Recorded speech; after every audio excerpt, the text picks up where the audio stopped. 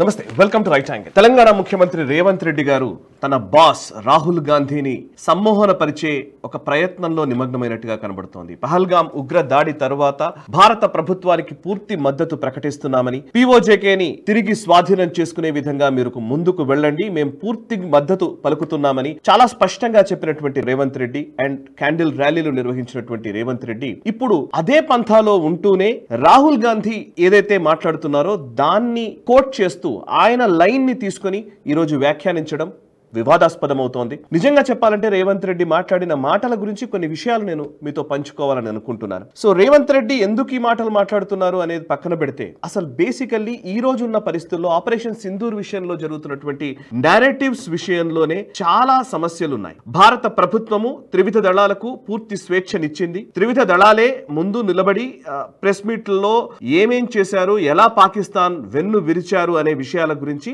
చాలా స్పష్టంగా చెబుతూ వస్తున్నారు. అదే ప్రభుత్వముకి పూర్తి మద్దతు పలుకుతున్నామని ప్రతిపక్షాలు చెప్పాయి. కానీ అట్ ద సేమ్ టైం ప్రభుత్వం కూడా ప్రతిపక్షాలకు సంబంధించినటువంటి నాయకుల్ని, అఖిల పక్షాలకు సంబంధించినటువంటి ఆయా వివిధ పార్టీలకు సంబంధించినటువంటి ఎంపీలతో ఒక డెలిగేషన్ ని ప్రపంచ దేశాలకు పంపించి ఆపరేషన్ సింధూర్ నుంచి భారత వాణిని ప్రపంచ దేశాలకు విడిపించే ఒక ప్రయత్నం చేస్తున్నారు. దాంట్లో నిజానికి వెళుతున్నటువంటి ఎంపీలందరూ కూడా, ఈ డెలిగేషన్స్ లో వెళ్ళిన ప్రతి వ్యక్తి కూడా భారత ప్రభుత్వం గురించి లేదా త్రివిధ దళాల గురించి భారతదేశం ఐకమత్యంతో ఉంది అన్న విషయాన్ని ప్రపంచానికి చాటి చెబుతున్నారు.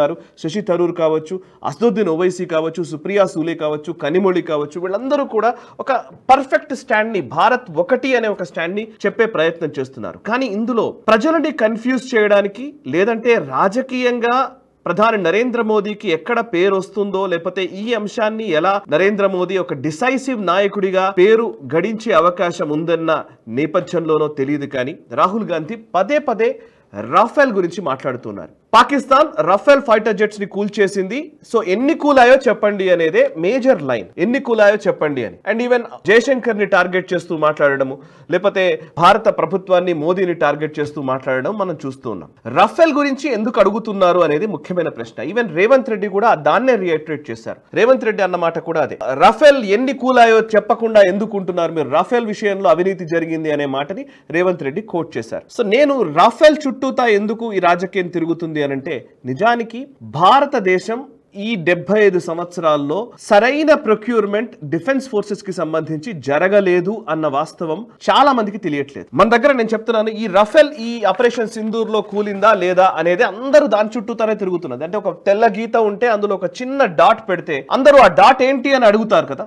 సో ఈ డాట్ గురించే మాట్లాడుతున్నారు కానీ ఆ నిజానికి మొత్తం తెల్ల కాగితం ఉంది, అందులో ఒక చుక్క మాత్రమే ఇది అనే విషయాన్ని మర్చిపోతూ ఉన్నారు. సో ఆపరేషన్ సింధూర్ చాలా అద్భుతమైన సక్సెస్. ఒక రకంగా చెప్పాలంటే 2 న్యూక్లియర్ దేశాల మధ్య జరిగినటువంటి మొట్టమొదటి ఈ రేంజ్ ఆఫ్ ఎస్కలేషన్ ఎక్కడా జరగలేదు, ప్రప్రథమంగా ఇప్పుడే జరిగింది 2 న్యూక్లియర్ కంట్రీస్ మధ్య. అండ్ అందులోనూ పాకిస్తాన్ కి సంబంధించినటువంటి ఎయిర్ డిఫెన్స్ సిస్టమ్ పూర్తిగా డొల్లా అని మనం తేల్చేశాం. మన ప్రిసైజ్డ్ అటాక్స్ ఎంత బాగా చేశామన్నది చాలా స్పష్టంగా విజువల్స్ తో చూపించారు. ఆ టెర్రరిస్ట్ స్థావరాలను ఎలా ధ్వంసం చేశామన్న దగ్గర నుంచి వాళ్ళ ఎయిర్ బేసెస్ ని ధ్వంసం చేసిన విషయానికి సంబంధించి. అండ్ ఎయిర్ డిఫెన్స్ సిస్టమ్, భారత ఎయిర్ డిఫెన్స్ సిస్టమ్ ఈ రోజు చాలా అద్భుతంగా కనబడుతోంది. పాకిస్తాన్ చేసినటువంటి అనేక స్వామ్ ఆఫ్ డ్రోన్స్ తో వాళ్ళు దాడి చేశారు, మిజైల్స్ తో అటాక్ చేశారు, కానీ ఒక్క దగ్గర కూడా ఇబ్బంది లేకుండా మనం మన ఎయిర్ డిఫెన్స్ సిస్టమ్ తో వాళ్లకు గట్టి జవాబునిచ్చాం.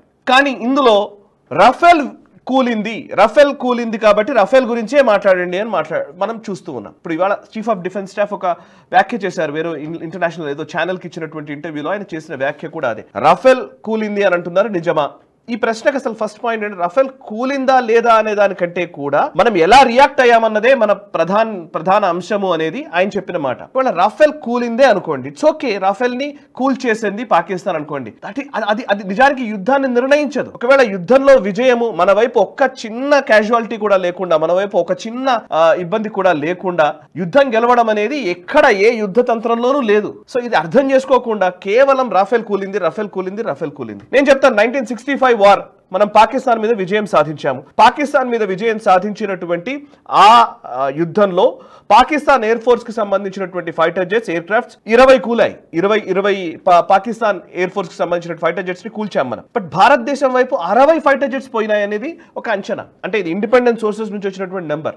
నిజానికి ఏ యుద్ధంలో అయినా సరే పాకిస్తాన్ అయినా, ఇండియా అయినా, ఇజ్రాయెల్ పాలస్తీనా అయినా, లేకపోతే రష్యా ఉక్రెయిన్ అయినా, ఏ దేశమైనా సరే ఆయా దేశాలు వాళ్ళ క్యాజువాలిటీస్ లేదా వాళ్ళకు జరిగినటువంటి నష్టం గురించి ఎక్కువగా ప్రకటించవు. ఇది యుద్ధంలో మొదటి సూత్రం. అది నిజానికి చెప్పాలంటే మన వైపు ఉన్నటువంటి వల్నరబిలిటీస్ గురించో, మన వైపు జరిగినటువంటి నష్టాల గురించో మనమే ప్రకటించుకోవడం అనేది మన అసమర్థతను చూపిస్తుంది. అది ఎప్పుడు ఏ దేశము చేయదు. నేను ఇప్పుడు చెప్పిన నెంబర్ ఇండిపెండెంట్ సోర్సెస్ నుంచి వచ్చినటువంటి నెంబర్. సో దాని ప్రకారం అంటే ఎవరో ఇంటర్నేషనల్ ఏజెన్సీస్ నుంచో ఎక్కడి నుంచో వచ్చినటువంటి పోస్ట్ 1965 వార్ తర్వాత జరిగినటువంటి అనాలిసిస్ లో తేలింది ఏంటంటే పాకిస్తాన్ కి సంబంధించినటువంటి ఫైటర్ జెట్స్ 20 పోతే మనం 60 కోల్పోవాల్సి వచ్చింది అని. నిజానికి అప్పటికి మన దగ్గర అసలు ఎటువంటి ఆయుధ సంపత్తి కూడా లేదు 1965 టైంలో. ఇక 62 వార్ విషయంలో మనం చెప్పనక్కర్లేదు, చైనా చేతిలో చాలా దారుణంగా మనం విఫలం అవ్వాల్సి వచ్చింది. నిజానికి ఆ రోజుల్లో వాళ్ళ దగ్గర F-104 స్టార్ ఫైటర్స్ ఉన్నాయి, వాళ్ళ దగ్గర సేబర్ ఉంది, F-86 సేబర్, B-57 కాన్బెరా బాంబర్స్ ఉన్నాయి వాళ్ళ దగ్గర.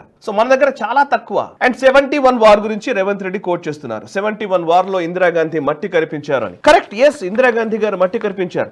కానీ అప్పుడు కూడా భారతదేశము అప్రాక్సిమేట్లీ 12 యుద్ధ విమానాల్ని కోల్పోయినట్టుగా ఒక నంబర్. ఇది భారత్ క్లెయిమ్ చేసిన నంబర్. అంటే భారతదేశం క్లెయిమ్ చేసిన ప్రకారం మనము 12 యుద్ధ విమానాల్ని కోల్పోయామని. పాకిస్తాన్ 21 కోల్పోయినట్టుగా 21 కూల్చేశామని క్లెయిమ్ చేసింది. 21 యుద్ధ విమానాలు భారత్ కి సంబంధించిన వాటిని కూల్చేశామని పాకిస్తాన్ క్లెయిమ్ చేసింది. కానీ భారత్ 12 యుద్ధ విమానాలు కోల్పోయినట్లు ప్రకటించింది. కానీ పాకిస్తాన్ అప్రాక్సిమేట్లీ 43 యుద్ధ విమానాల్ని కోల్పోయింది. సో భారత్ వైపు 12 మనం చెప్పిన నెంబర్ ప్రకారమే 71 వార్ లో 12 యుద్ధ విమానాలు కోల్పోయాము. మరి 12 యుద్ధ విమానాలు కోల్పోయామని భారత ప్రభుత్వమే ప్రకటించింది. మరి భారత్ విజయం సాధించినట్ట, ఓటమి పాలైనట్ట?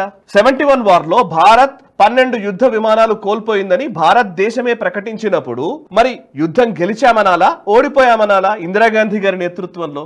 సో ఈ రోజు రాఫెల్ కూలింది. రాఫెల్ ఒక యుద్ధ విమానం కూలిపోయినా కూడా పాకిస్తాన్ కి ఎంత నష్టం చేయగలిగామన్నది ప్రధానం. కానీ మన వైపు జరిగిన నష్టాన్ని పెద్దగా ప్రచారం చేయడం అంటే ఇది మన అసమర్థతని లేదా మన భారత ప్రభుత్వము లేదా త్రివిధ దళాల ఇన్కాపబిలిటీస్ ని మీరు ప్రపంచానికి చెప్పాలనుకుంటున్నారా? ఇది మేజర్ విషయం. రెండవది, రాఫెల్ గురించే ఎందుకు అడుగుతున్నారు? అభినందన్ వర్ధమాన్ అనే వ్యక్తి ఎయిర్ స్ట్రైక్స్ చేసినప్పుడు మన భారతదేశానికి సంబంధించిన Indian air force pilot Abhinandan Varthaman Pakistan కి చిక్కారు. ఎందుకు చిక్కారు? పాకిస్తాన్ కి చిక్కడానికి కారణం ఏంటి? మనం మిగ్ ఫెయిల్ అయింది కాబట్టి, వాళ్ళు F-16 తో కొట్టడం వల్ల మనం ఫెయిల్ అయ్యాం కాబట్టి ఆయన పారాషూట్ తో పాకిస్తాన్ లో దిగాల్సి వచ్చింది. అభినందన్ వర్ధమాన్ పాకిస్తాన్ కి చిక్కడానికి మనం మిగ్ ఫెయిల్యూర్ కారణం. మరి మిగ్ ఎవరు తీసుకొచ్చారు? ఆ రోజు ఎందుకు మిగ్ ఫెయిల్ అయిందని మాట్లాడలేదు? కేవలం రాఫెల్ గురించే ఎందుకు మాట్లాడుతున్నారు? ఇది అసలు ప్రశ్న. సో ఆ రోజు మిగ్ ఫెయిల్ అయింది అన్న విషయం గురించి ఎందుకు మాట్లాడట్లేదు అని అంటే, ఇవన్నీ కూడా మిగ్ ని ఎప్పుడు కూడా ఫ్లయింగ్ కాఫిన్స్ అంటారు. అంటే ఎగురుతున్న శవపేటికలు అని ఒక అర్థం. అంటే నిజానికి అంత వల్నరబుల్ గా ఉండేటువంటి ఫైటర్ జెట్స్ ని మన సైన్యానికి లేదా మన ఇండియన్ ఎయిర్ ఫోర్స్ కి మనం ఇచ్చి వాటితోటి మీరు యుద్ధం చేయండి అని చెప్తున్నాం. సో మిగ్ల గురించి మీకు నేను కొన్ని చెప్తాను. ఫ్రెంచ్ మిరాజ్, భారతదేశము 1982లో ఫ్రెంచ్ మిరాజ్ తీసుకుంది. అండ్ MiG-21 లో 1961 లో వచ్చాయి.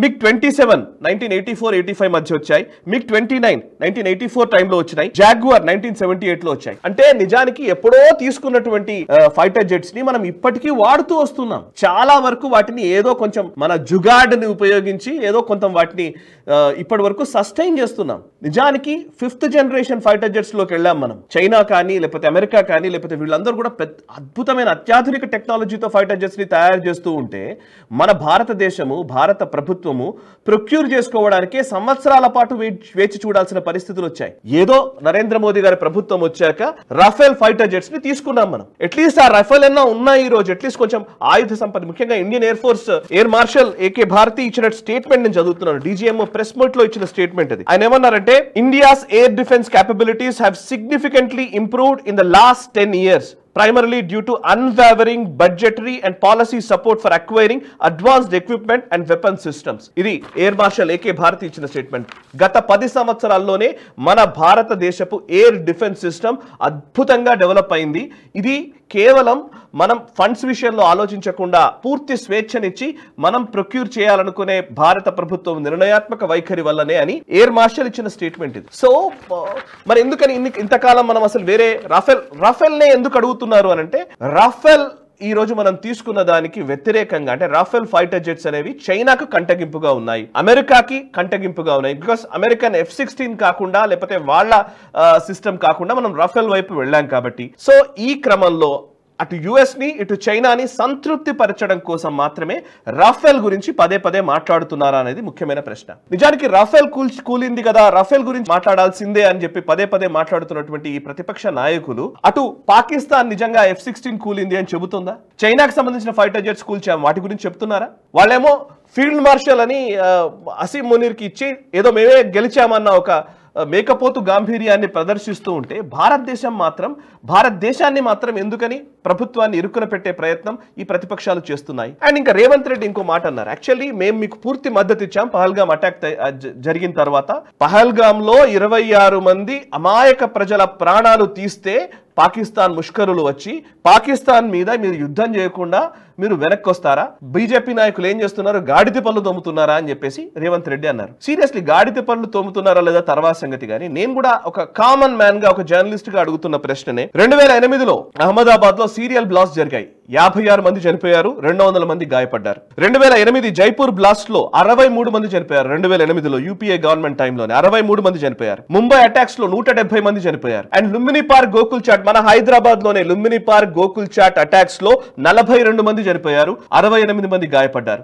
దిల్సుఖ్ నగర్ బాంబ్ బ్లాస్ట్ లో 18 మంది చనిపోయారు, 119 మంది గాయపడ్డారు. వీళ్ళందరిపైన దాడి జరిగినప్పుడు, ఈ అన్ని ప్లేసెస్ లో అటాక్స్ జరిగినప్పుడు పదుల సంఖ్యలో అమాయక ప్రజల ప్రాణాలు తీస్తున్నప్పుడు యూపీఏ గవర్నమెంట్ గాడిద పళ్ళు తొమ్ముతుందా అని అనుకోవాలా? సీరియస్ గానే ఇది ఇదే ప్రశ్న కదా. ఇప్పుడు 26 మంది పహల్గామ్ అటాక్ జరిగినప్పుడు మనం గట్టి జవాబు ఇచ్చినప్పుడే ఈ పరిస్థితి ఉంటే, నిజానికి ఇంతకు ముందు ప్రాణాల రచయితలు పెట్టుకొని ఎక్కడికి పోతే ఏ బ్యాగ్ లో ఎవడు బాంబు పెట్టుకుంటాడో, ఏ వెహికల్లో ఏ బాంబు ఏ ఎక్స్ప్లోజివ్స్ పెట్టేసి వాడు పేలుస్తాడో అనే ఒక భయంతో కదా అనౌన్స్మెంట్స్ చేసుకున్న రోజులు మనకు మర్చిపోయామా? ఆ రోజుల్లో యూపీఏ గవర్నమెంట్ టైంలో సోనియా గాంధీ గారే UPA chairperson and Manmohan Singh గారు ప్రధానమంత్రి and at the same time Rahul Gandhi గారు ఎంపీగా ఉన్నారు. సో వాళ్ళ హయాంలో ఏం జరిగింది? నిజానికి ఇందిరాగాంధీ గురించి మాట్లాడుతున్నారు, కానీ ఇందిరాగాంధీ గురించి మాట్లాడుతూ 1967లో చైనాను మొత్తం యుద్ధంలో గెలిచాం మనం అన్నారు. నిజానికి నాథులా అనే ఒక ప్లేస్ లో జరిగినటువంటి అద్భుతమైనటువంటి కాన్ఫ్లిక్ట్, అక్కడ భారత సైన్యం చాలా అద్భుతంగా చైనాకు బదులిచ్చింది. సైన్యానికి సెల్యూట్ 1967లో. బట్ 1962 వార్లో చైనా చేతిలో ఎందుకు ఓడిపోయాం? ఆక్సైచిన్ ఈ రోజు మనం చైనాకి కట్టబెట్టిన పరిస్థితుల్లో మనం ఏం చేశాం? అండ్ పీఓజేకే తిరిగి ఆక్యుపై చేసుకుంటామని చెప్పారు కదా, తీసుకోండి మేము మీకు మద్దతు ఇస్తున్నామని రేవంత్ రెడ్డి గారు అంటున్నారు. అసలు పీఓజేకే పాకిస్తాన్ చేతుల్లోకి ఎందుకు వెళ్ళింది? ఎవరిచ్చారు పాకిస్తాన్ చేతుల్లోకి? నెహ్రూ గారు ఇచ్చారు. నెహ్రూ గారి టైంలో కదా పోయింది. తర్వాత మరి ఇందిరాగాంధీ గారు 71 వారు గెలిచిన తర్వాత పీఓజేకే తీసుకురావచ్చు కదా, తీసుకురాగలిగారా? ఇందిరాగాంధీ గారు తీసుకురాగలిగారా? రాజీవ్ గాంధీ తీసుకురాగలిగారా? లేకపోతే మన్మోహన్ సింగ్ గారి టైంలో తీసుకురాగలిగారా? సో ఎప్పుడు చేయలేదు ఇది. ఈ టాస్క్ అంతా మోదీ గారు తీసుకోవాల్సిన టాస్క్, ఇది మోదీ గారికి ఇచ్చిన టాస్క్. సో మోదీ గారు మాత్రం ప్రతి టాస్క్ లో గెలవాలి, ప్రతి ఛాలెంజ్ లోనూ అద్భుతంగా గెలవాలి. ఇది ఈవెన్ నేషనలిస్ట్ లో ఉన్న కూడా ఒక సమస్య ఇది. సో 100 మార్కుల్లో 90 మార్కుల కంటే తగ్గినాయంటే నరేంద్ర మోదీ ఫెయిల్ అయినట్టు. అదే 35 మార్కులు వచ్చినా సరే రాహుల్ గాంధీ ఫస్ట్ క్లాస్ లో వచ్చినట్టు. ఇది ఈ దేశంలో ఉన్నటువంటి పరిస్థితి. సో యుద్ధం అనే దానికి అర్థం మనం తెలుసుకోకుండా, యుద్ధం అంటే నిజానికి ఈ రోజు యుద్ధం చేయాలా వద్దా అనేది నిర్ణయించుకోవాల్సింది మనం. అండ్ ఆ నిర్ణయించుకునే క్రమంలో ఈ రోజు యుద్ధానికి యుద్ధంలోనే మనం నిమగ్నమైతే మన ఆర్థిక వ్యవస్థ కుప్పకూలడం, చైనా నుంచి రావాల్సినటువంటి పరిశ్రమలు లేకపోతే ఆ మ్యానుఫ్యాక్చరింగ్ సెక్టర్ అంతా కూడా మన వైపు చూస్తున్న టైంలో ఈ కాన్ఫ్లిక్ట్ లోకి మనం వెళితే ఆ పరిశ్రమలు రాకుండా ఉంటాయి, తద్వారా చైనాకి లాభం జరుగుతుందన్న ఒక కుట్ర. సో వీటికి అనుగుణంగానే ఈ రోజు మన చర్చ అంతా నడవడమే చాలా విషాదకరం. భారత త్రివిధ దళాలు చాలా అద్భుతంగా పనిచేశాయి. అండ్ ఆపరేషన్ సింధూర్ ని పూర్తిగా మనం మానేశాము అని చెప్పడానికి ఏమాత్రం ఆస్కారం లేకుండానే ప్రధానమంత్రి నరేంద్ర మోదీ ఇది కంటిన్యూటీ ప్రాసెస్ అని చాలా స్పష్టంగా చెప్పారు. అండ్ ఆపరేషన్ సింధూర్ కొనసాగుతుందన్న మెసేజ్ ని చాలా స్పష్టంగా ఇస్తున్నాం. అండ్ ప్రపంచ దేశాలకు భారత్ ఎంత అద్భుతంగా చేయగలదు అని మనం డైరెక్ట్ గా ప్రాక్టికల్ గా ప్రూవ్ చేసి చూపిస్తే, మన వైపు మాత్రం అయిపోయింది. నరేంద్ర మోదీ ఏం చేయలేకపోయారు, ప్రభుత్వం ఏం చేయలేకపోయింది. అండ్ చైనా సైన్యం మన భారత్ సైన్యాన్ని చైనా కొడుతోంది, చైనా చంపేస్తోంది, ఇది చేస్తోంది అది చేస్తుంది అని మాట్లాడుతున్నటువంటి ఈ సూడో మాటల్ని ప్రజలు గమనించాలి. And at the same time భారత ప్రభుత్వం చేస్తున్నటువంటి ప్రయత్నాలు వీటిని మనం గుర్తుంచుకోవాలి. యాంటీ శాటిలైట్ మిసైల్ టెస్ట్ భారత ప్రభుత్వం మొట్టమొదటిసారి చేసింది. నిజానికి ప్రపంచంలోనే ఒక టాప్ మోస్ట్ కంట్రీస్ జాబితాలో మనం నిలిచాము. ఇస్రో సైంటిస్టులు చేసినటువంటి అద్భుతమైన కృషి అది. యాంటీ శాటిలైట్ మిసైల్ టెస్ట్ మనం చేసిన నేపథ్యంలో డిఆర్డిఓ చైర్మన్ గా పనిచేసినటువంటి సతీష్ రెడ్డి గారు ఆ రోజు ఇచ్చిన స్టేట్మెంట్ ఒకటి ఉంది. అదేంటంటే నిజానికి యాంటీ శాటిలైట్ మిసైల్ టెస్ట్ చేయడానికి ఇస్రో ఎప్పటికో సిద్ధంగా ఉంది, కానీ UPA 2 టైంలో మేము టెస్ట్ కి మాకు అనుమతినివ్వండి అని అంటే అనుమతినివ్వలేదు. బట్ 2014 తర్వాత మనోహర్ పారికర్ గారు రక్షణ శాఖ మంత్రి అయిన తర్వాత మాకు ఆ పర్మిషన్ వచ్చింది. సో దట్ ఆ ప్రాజెక్ట్ ముందుకెళ్ళింది. మేము 2019లో యాంటీ శాటిలైట్ మిసైల్ టెస్ట్ చాలా అద్భుతంగా చేసి చూపించగలిగాము అని సతీష్ రెడ్డి గారు ఇచ్చిన స్టేట్మెంట్ అది. UPA టైంలో అసలు దానికి పర్మిషన్ ఇవ్వని పరిస్థితి. ఇక స్కామ్ల గురించి, రఫేల్ గురించి మాట్లాడినప్పుడు ఇందులో స్కామ్ జరిగింది, అవినీతి జరిగిందని చెప్తున్నారు. నేను కొన్ని స్కామ్స్ చెప్తాను. కృష్ణా మీనన్ గారు 1948లో ఎప్పుడైతే ఇండిపెండెన్స్ వచ్చిన కొత్తల్లోనే కృష్ణా మీనన్ గారు ఉన్న టైంలో, ఆయన టైంలోనే జీప్ స్కాండల్ జరిగింది 1948లో. అండ్ బోఫోర్స్ హావిట్జర్ గన్స్ కి సంబంధించి, బోఫోర్స్ గన్స్ కి సంబంధించి 80s 90s లో రాజీవ్ గాంధీ గారి హయాంలో స్కామ్ జరిగింది. And Agusta Westland scam UPA హయాంలో జరిగింది. సోనియా గాంధీ గారి పాత్ర గురించి దాని మీద ఎంక్వైరీ కూడా జరుగుతోంది. సో అగస్టా వెస్ట్లాండ్ స్కామ్ కూడా జరిగింది. బట్ ఇప్పుడు రాఫెల్ స్కామ్ అని మాట్లాడుతున్నారు. నిజంగా ఈ స్కామ్లన్నిటికీ కారణం ఎవరు? ఈ స్కామ్ల గురించి ఎందుకు మాట్లాడరు? అంటే అన్ని ప్రశ్నలు ఉన్నాయి. భారతదేశం నిజానికి 75 ఏళ్లలో చాలా విషయాల్లో మనం కోల్పోయాము. చాలా విషయాల్లో మనము ఆయుధ సంపత్తిని పెంచుకోవడంలో కావచ్చు, పాకిస్తాన్ని మట్టి కరిపించడంలో కావచ్చు, చాలా సందర్భాల్లో త్రివిధ దళాలు సిద్ధంగా ఉన్నాయి, కానీ ప్రభుత్వాలు సిద్ధంగా లేకున్న పరిస్థితి ఉంది. బట్ ఇప్పుడు గత 10 సంవత్సరాల్లో ప్రభుత్వం నుంచి కూడా క్లియర్ ఒక డిసిషన్ మేకింగ్ లో క్లియర్ గా ఉండడం వల్ల ఈరోజు పాకిస్తాన్ వెన్ను విరవడంలో మనం సక్సెస్ అవుతూ ఉన్నాం. ఆపరేషన్ సింధూర్ కూడా అదే. సో అనవసరమైన కన్ఫ్యూజన్స్, అనవసరమైనటువంటి విషయాల్లోకి వెళ్లకుండా సో అనేక డేటాని నేను మీ ముందుంచాను. వీటికి ఎవరు సమాధానం చెప్తారో చూద్దాము. మీ కమెంట్స్ ద్వారా కూడా మీ అభిప్రాయాలు మాతో పంచుకోండి. నచ్చితే ఈ వీడియోని లైక్ చేయండి, 10 మందికి షేర్ చేయండి. మనసా వాచా కర్మణ, దేశహితం కోసం నేషనల్ స్టార్.